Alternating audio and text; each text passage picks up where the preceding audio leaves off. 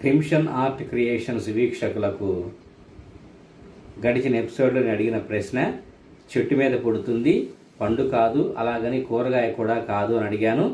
దానికి సమాధానము ఆకులు. మరి ఇవాల్టి నానుడి పదానికి వస్తే, గోడకు కొట్టిన సున్నం అంటాం.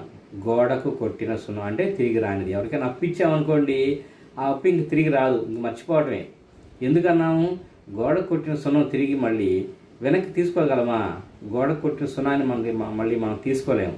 ఒకసారి గోడకి మనం సున్నం కొట్టాము అంటే ఇంకంతే. అదేవిధంగా ఎవరికైనా అప్పు ఇస్తే ఇంక మర్చిపోవాల్సిందే, తిరిగి అప్పు మనకి రాదు. అలాంటి సందర్భంలో వాడికి డబ్బులు ఇచ్చినా గోడకు కొట్టిన సున్నము ఒకటే అని అంటారు. మరి ఇవాల్టి చిలిపి ప్రశ్నకి వస్తే, ఒక తండ్రికి 5 కొడుకులు ఉన్నారు. ఒక్కొక్క కొడుక్కి ఒక్కొక్క చెల్లి ఉంది. మొత్తం ఎంతమంది పిల్లలు? దీనికి సమాధానము కామెంట్ రూపంలో తెలియజేయగలరు. మీ క్రిమ్షన్ ఆర్ట్ క్రియేషన్స్.